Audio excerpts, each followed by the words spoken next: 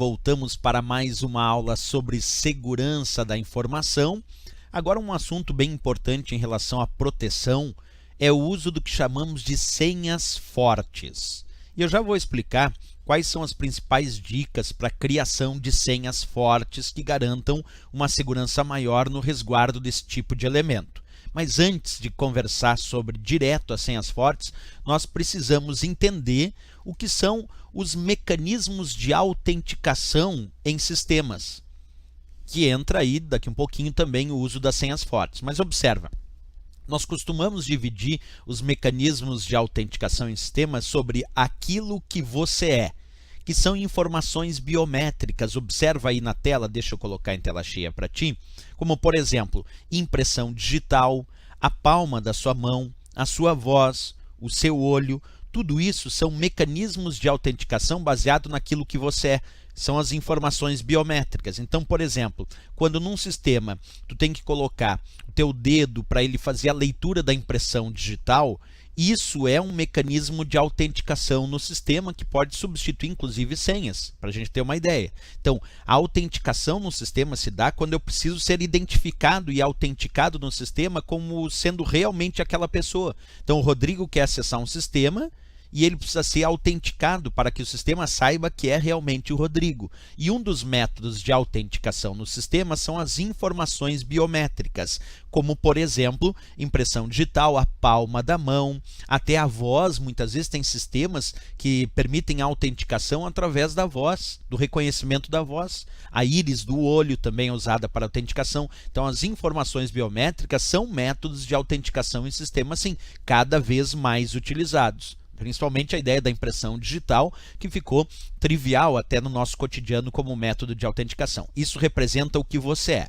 Uma outra forma de autenticação dos sistemas, deixa eu te mostrar aqui, vamos colocar em tela cheia, é a ideia daquilo que apenas você possui, como por exemplo um cartão do teu banco, ou um token gerador de senhas, que é um dispositivo que gera senhas temporárias para acesso a sistemas. Então, tanto um cartão quanto um token gerador de senhas são também mecanismos de autenticação que representam aquilo que apenas você possui. Então, tem aquilo que você é, que são as informações biométricas, e tem aquilo que você possui, que você tem. Eu tenho um cartão para acessar aquele sistema. Eu tenho um token que gera senhas temporárias para acessar aquele sistema. Isso é o que apenas você possui, mas que também são métodos ou mecanismos de autenticação no sistema para dizer que aquela pessoa é realmente quem está dizendo ser, é realmente aquela pessoa, que é autenticar ela no sistema.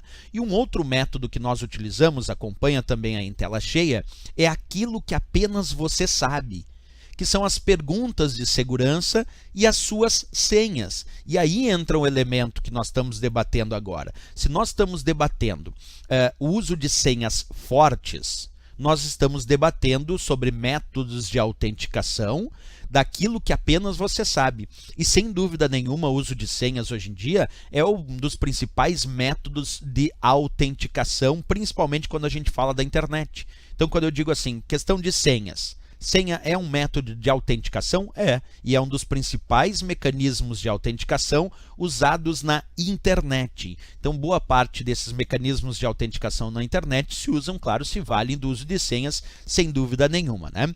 Esse é um ponto interessante para debater. Mas aí vem a pergunta, como criar senhas fortes? E o que significa isso? São senhas que serão dificilmente descobertas por algum mal intencionado que quer descobrir a tua senha para acessar os teus recursos.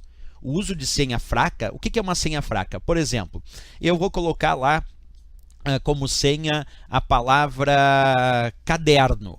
Isso é uma palavra comum, uma palavra trivial, não é considerado uma senha forte. Vou botar a placa do meu carro. Isso não é uma senha forte.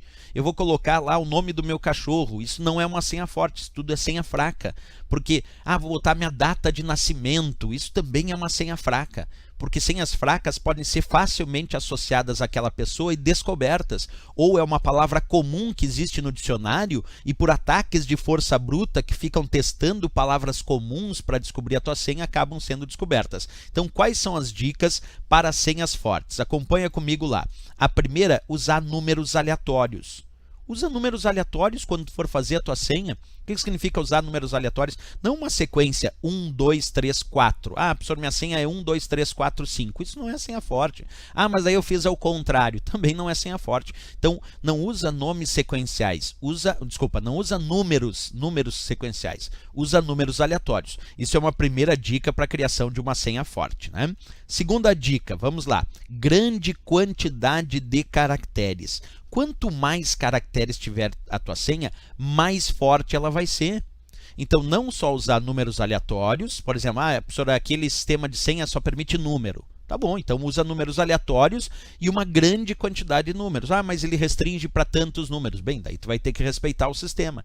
Mas o ideal de uma senha forte seriam números aleatórios e uma grande quantidade de caracteres. E a última dica mais interessante, diferentes tipos de caracteres. Também, claro, quando possível, porque nem todos os sistemas permitem esse ideal que eu estou montando aqui.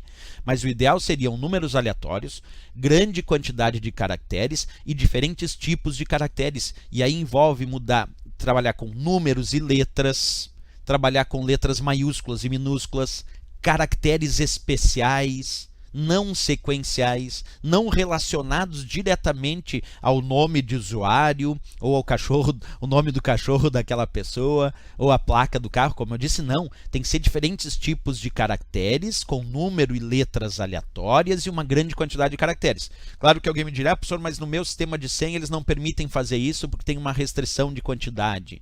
Ah, lá é só número. Perfeito, mas é que nós estamos falando em teoria para efeito de respostas de provas de concurso. E em teoria, para efeito de provas de concurso, essa é a ideia. Números aleatórios, grande quantidade de caracteres e diferentes tipos de caracteres, inclusive alternando entre letras maiúsculas e minúsculas, colocando caracteres especiais, colocando pontuação até, desde que possível. Essa é a ideia que a gente tem, então, para senhas fortes, claro, num sistema ideal e teórico para efeito de provas de concurso. Certo, pessoal? É isso. Até a nossa próxima aula. Se gostou do vídeo, não esquece, marca gostei. Bons estudos!